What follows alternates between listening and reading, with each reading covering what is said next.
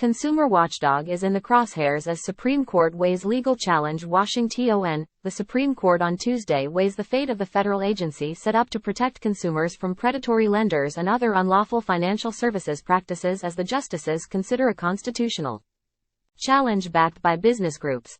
The Biden administration appealed after a lower court ruling last year said the mechanism allowing the Consumer Financial Protection Bureau to be funded directly by the Federal Reserve is unconstitutional.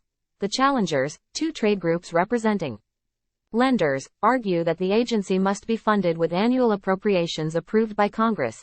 In response, the government has argued that Congress often uses a similar approach to fund large spending programs such as Social Security. A ruling against the CFPB would, the government argues, cast legal doubt on the funding of other government entities, including the Federal Reserve itself and the Federal Deposit Insurance Corp., which provides insurance that protects consumers when banks fail. The Supreme Court's conservative majority is often skeptical of broad federal agency authority without specific congressional authorization. The case is one of several on the docket this term in which the justices could hobble government regulators. Community Financial Services Association of America and the Consumer Service Alliance of Texas sued the CFPB in 2018 seeking to throw out a regulation cracking down on payday loans. Time equals 400 ms. greater than in that case. A federal judge ruled in favor of the Bureau after it modified a regulation barring lenders from repeatedly seeking to withdraw loan repayments from a consumer's bank account if there are insufficient funds. The new rule has yet to take effect, but the legal question before the Supreme Court on Tuesday rests squarely on the conclusion reached by the New Orleans-based Fifth U.S. Circuit Court of Appeals, which ruled in October of last year that the Bureau's funding mechanism was unlawful.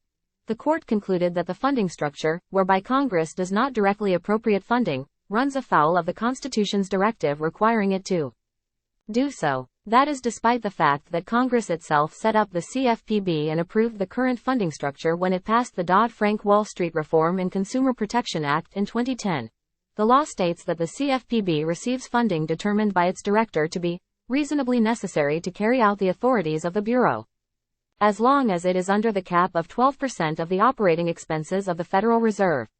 In the 2022 fiscal year, the agency received $641 million. The funding mechanism accords with Congress's long-standing practice of authorizing agencies to spend money indefinitely from sources other than annual appropriations statutes, Solicitor General Elizabeth Prelogar wrote in court papers.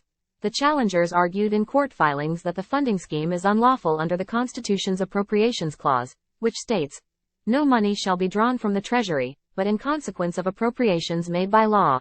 They cite the fact that the CFPB director gets to determine the amount of funding and that there is no expiration date, meaning the agency is funded in perpetuity. When Congress created the CFPB, its intent was to allow the agency to operate free of any political accountability, including fiscal oversight, wrote Noel Francisco, who was Solicitor General during the Trump administration and is now representing the plaintiffs. "This case is about checks and balances," he added. The CFPB has faced various legal challenges in the past, with the Supreme Court ruling in 2020 that a separate provision that protected the agency's single director from removal by the president at any time during the 5-year term of office was unconstitutional.